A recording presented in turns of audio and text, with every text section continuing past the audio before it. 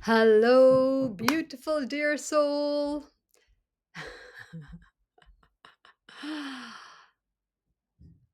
Making friends with discomfort. Watching my hubby walk back and forth and be a little bit distracting. That's number one discomfort I'm embracing right now. He asked me, was it okay if he went back and forth? And I was like, yeah, I'll infuse it into the video, which is about making friends with discomfort. So, I have found myself get a little bit annoyed sometimes when Steve's in the background when I'm making a video. I just hit the noise or, all these things. So it's actually a really good example. So welcome to day 78, 111 days of Align and Shine with Mary Jo, here again and again and again and again and again. Life, the quantumness of life, from waves into particles, moment by moment by moment. So taking a breath into this now moment, into this beautiful body that you get to navigate your earthly experience as a human being, recognized as this part of this species known as the human being, Homo sapien, moving into Homo luminous, as we embody more of our remembrance codes, our crystalline light body. Cute bum, eh? I'm going to smack your bum, Steve.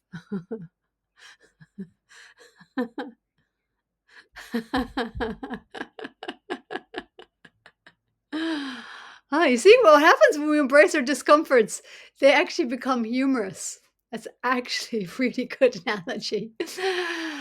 um, yeah. So, oh my golly, love it. I love it. I love it how the universe works when we surrender the resistance. And of course, making friends of just discomfort. Discomfort is really resistance. So whether we're labeling something as like, oh, this is inappropriate right now, it's getting in the way of my video, or it's just distracting me because I'm aware that he's out there, whatever, that's resistance in me, um, that things aren't okay. Because I've got this idea of needing to perfect myself in some way, to perform, to have an agenda, blah, blah, blah, blah, blah. This is what we call normal humanity, right? And yet, what I'm up to here, this 111 days, what I've been guided to and the invitation from my soul to myself is to drop that, that over mentalized strategic agenda, performance, I do in order to get, and rather than I am and I get and I be, and all magnetizes to me in perfect synchronicity. So even Steve back and forth, and then just how that all worked out as the perfect little metaphor or example of what I'm sharing here, which is embracing discomfort, making friends with discomfort. So I mentioned in yesterday's video on 77 that the last few days, or a couple of nights ago, I had trouble sleeping because I was really rattled with some stuff that really rattled that deep level of concern, or just like over safety or direction in life. It brought up all those deep questions of like, okay, what's going on here? What direction am I going? And my mind started to go, okay, well, do I, trying to make all these big decisions or whatever. So it wasn't the most restful sleep ever. And then last night I had a really, really deep restful sleep, so it was brilliant. Um, and I'd moved through a lot of the discomfort the day before through authentic communications, transparency, and being with all of that. And there was a lot of tears, there was a lot of grief as well in that mix of, just stuff that had come to the surface, and releasing that which needed to just be acknowledged, through the tears and through the deep feels, and through the discomfort as well, moving through the body and the nervous system. And so ways that I supported myself yesterday with that also was I booked myself a half-hour massage, which was amazing, which is exactly what I needed. And then I went and soaked in some hot pools. So yeah, so take good care of you. That's what I'm saying there. However, yesterday, as I was sitting outside, feeling very surrendered, because after, like, that's the beautiful thing about our emotions, when they can flow through and not get stuck in the mind, even though that can be challenging because the mind is like, oh, it wants to bring meaning to the feeling instead of just feel the feels. And that was certainly my night a couple of nights ago. What does this mean? Da, da, da, da, da. And, anyways, as a lot of that movement had gone through my body, I just felt kind of jellied, like surrendered, like kind of, just like there was no resistance, basically. Whatever had moved through had moved through. Some, I faced into some stuff that was really uncomfortable for me to consider and to really embrace it as a reality rather than avoid through fear or avoidance or denial, and cried the tears and released whatever needed to be released and acknowledged and voiced and communicated. And then once that had moved through, yeah, it was just this incredible sense of deep surrender. And I want to say sweet surrender, but it was all, I won't even say sweet surrender. It was more like just such a, like it was like all the resistance or the pushback, even the sense of like deep sense of like safety foundations that were shook the day before, and what that what safety would look like if the way safety had been, I had, the way I had safety kind of wired into my nervous system, if that was shifted and changed, then how would I embrace a new kind of safety for myself? And and that's what led to a lot of the overthinking or the trying to work it out in that sense of urgency, survival urgency.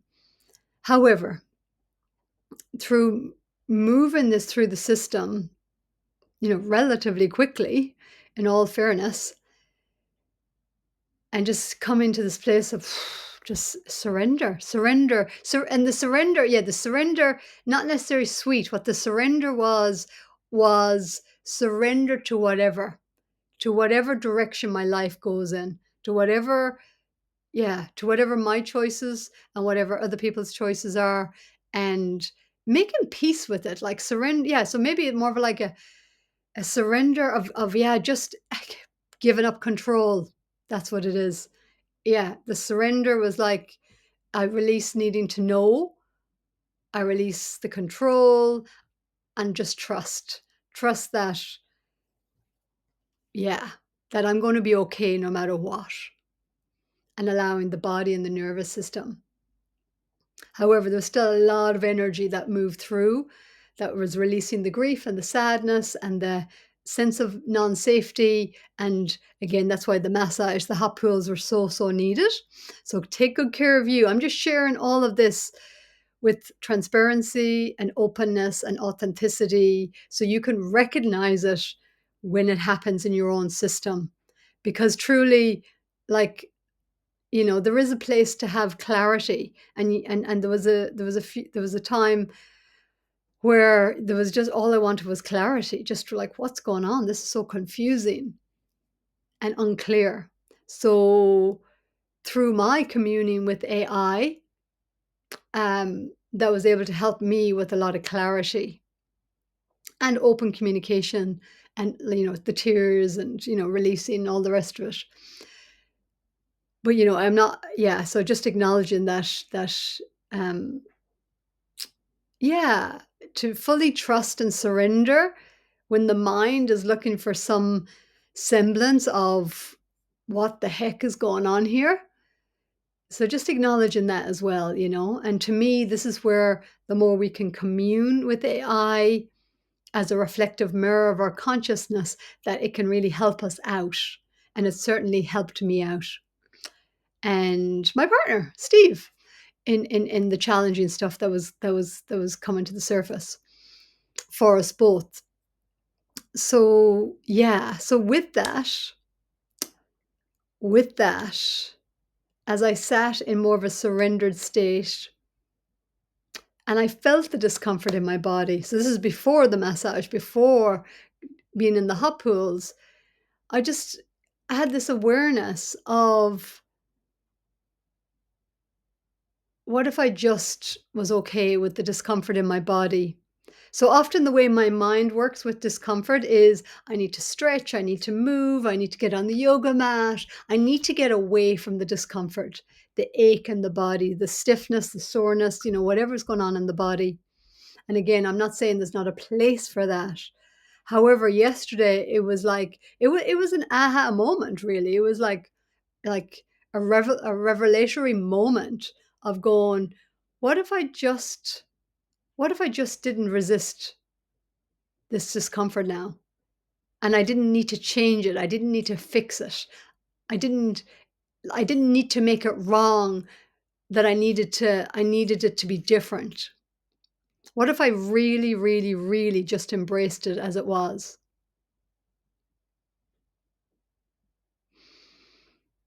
And I realized that that was so new for me because and again, you know, this is not saying that we don't have what we have. And, I'm all about wellness tools and self care and all of these things. But then you realize there's another level. And the level for me yesterday was like, what if, what if I could just be with this? What if I could just be with this? And in truth, that is what meditation is really about. And especially 10-day silent meditations, Vipassana, that's really, I'm so grateful. I've done some of those 10 days, but it's so interesting to also see where after 10 days, it's so present through those 10 days of practice. And then when we kind of get out of the practice, kind of go back to the other habits, which is reactivity. And like there's the conscious reactivity that we're aware of, but then there's the subconscious reactivity, which is reacting to sensations. And so in the 10-day Vipassana meditation, it's all about just observing from a neutral place, to remain equanimous and to remain in the neutral place and just not make up a story, basically, or not get attached to whatever story is arising, and just to observe and just to keep moving the awareness around the body and just observing different sensations. And really what's happening, it's dissolving attaching to the sensations as good or bad, as pleasurable, so I need more, more, more, or uncomfortable, so I need to get away. It's painful, it's uncomfortable. And through that journey, you be like, I began to realize, and anybody who does the 10-day Vipassana, begin to realize how much our humanity is reacting, reacting, reacting. And it's not even conscious, it's subconscious to sensations that are happening on the body. They're happening anyways because it's all happening. It's just a matter of how conscious we become to sensations. And then the mental story is good or bad or right or wrong or safe or unsafe. So that survival level of the sensation is that registered as something welcomed or unwelcomed, something I have to get away from, you could say unsafe, or aversion, or something I want to move towards, which is attachment.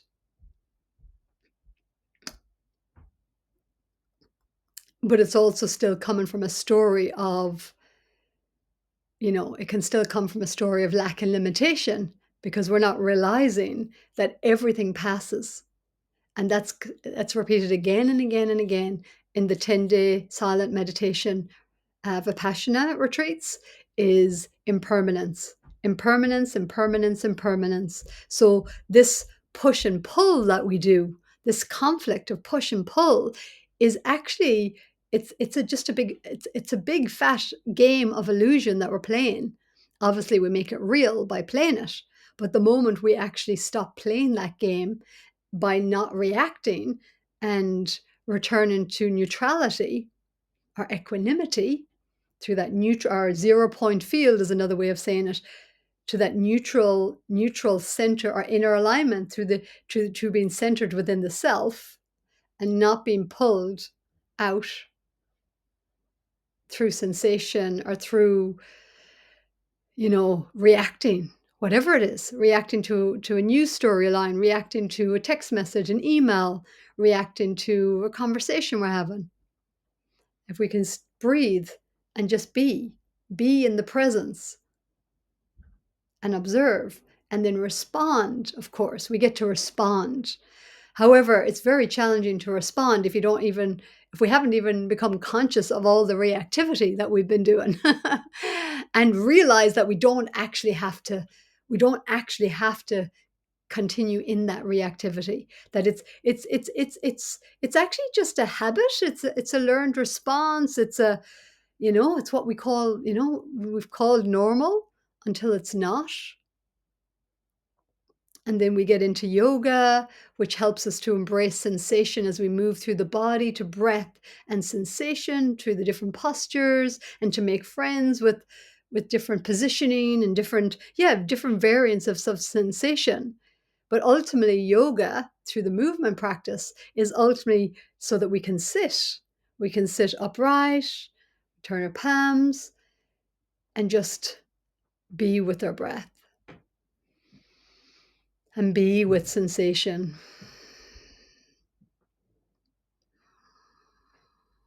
So it's all like these stepping stones.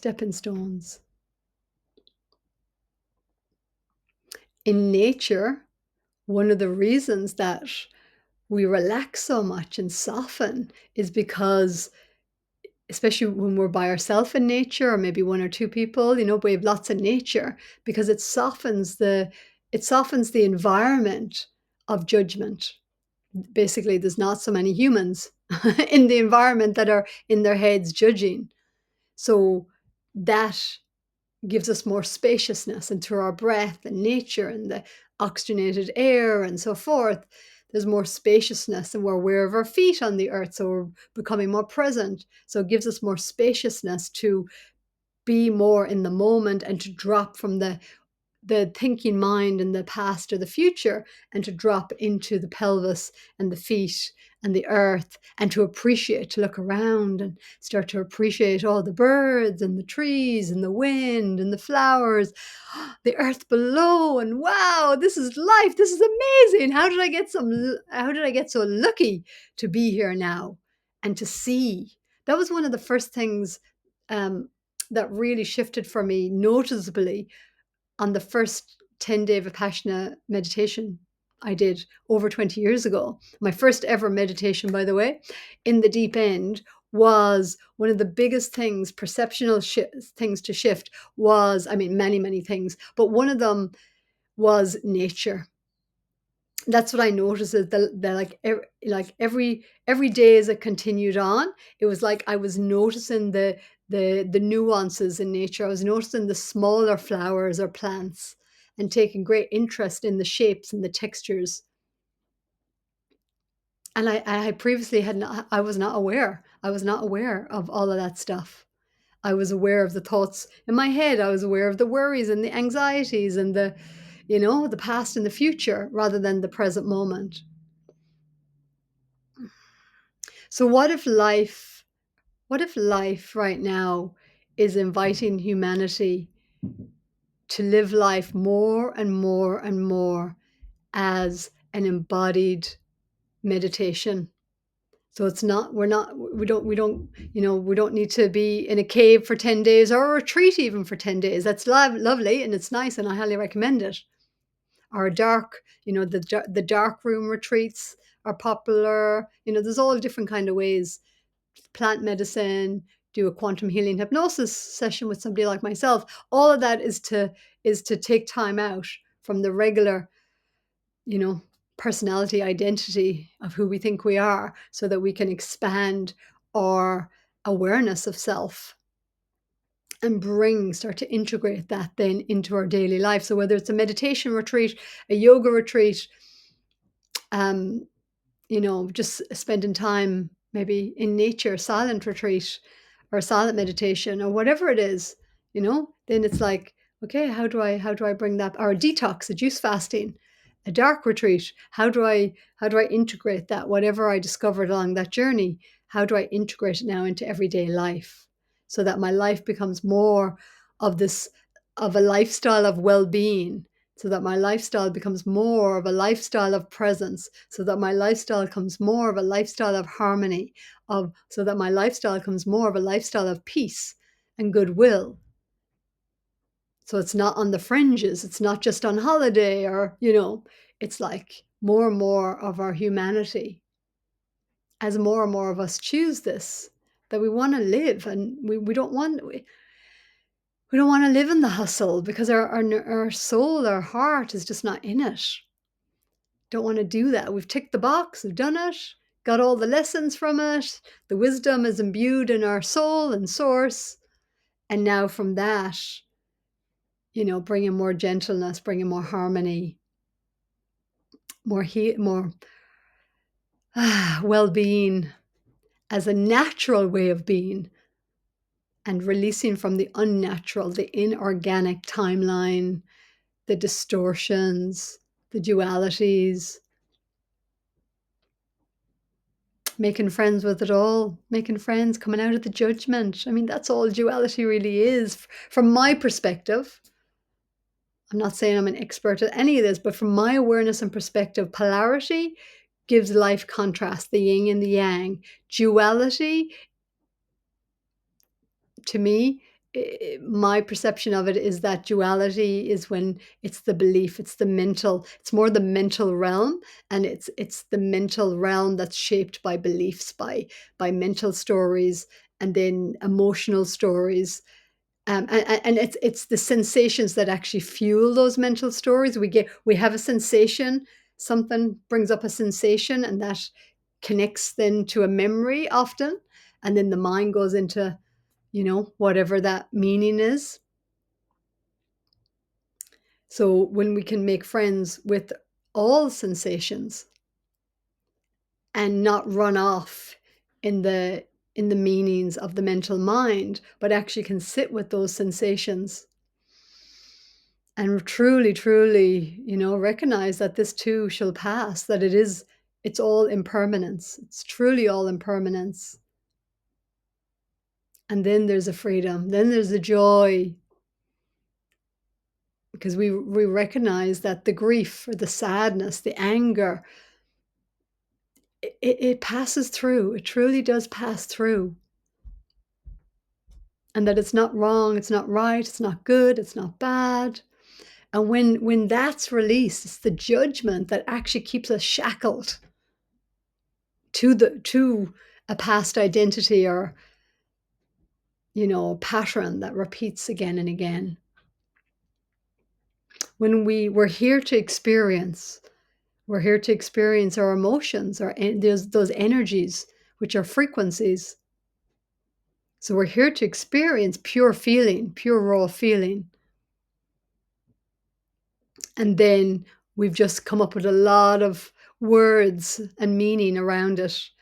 And there's nothing wrong with that, only when it gets us stuck. And then because it means this, that means that, and it's connected to this, and this is the complexity. This is what creates so much complexity. And I know my heart is so orientated to what creates simplicity of being in the moment, and dissolving the places within me that have been creating the complexity, and the unhelpful storylines, and dynamics that ready to ready to complete complete complete that complete those energy packages, so that energy then can move through and create and you can create in a new way through new thought and new possibility, new earth visions, new earth frequencies, expanding consciousness rather than just going round and round and round and round. We've done that. That's what we call karma, going round and round and round. Again, there's nothing wrong with karma. As Dolores Cannon said, it's about balancing energies. It's just how we balance. The soul balances energies to learn from both sides of the coin, so to speak, until there is no coin and realize that it's, or there's no two sides. We realize it's just the one coin. And that's really what neutrality is. When we harmonize duality, then there's just the one coin. It's just neutral. However, the wisdom of the apparent opposites come together and then move into a more collaborative way of being with ourself, with our inner yin and yang, masculine, feminine, and divine child as creation, through expression, through spontaneity, through flow, flowing breath, flowing expression.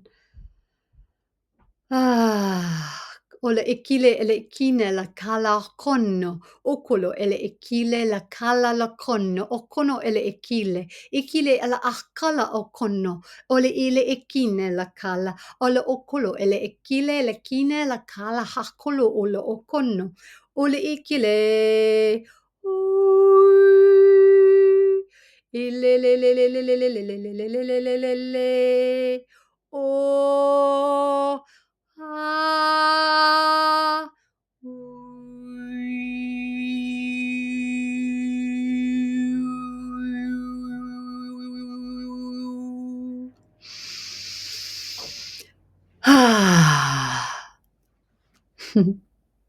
Breathing into the nonsensical brilliance of you, of us, of creation, of life. Reveling in the brilliance that we get to be, we get to live, we get to be, we get to breathe, we get to acknowledge, we get to express, we get to receive, we get to receive. Yeah. And so it is. Namaste. If you'd like to share, comments, like, subscribe, you know how it goes. And so it is.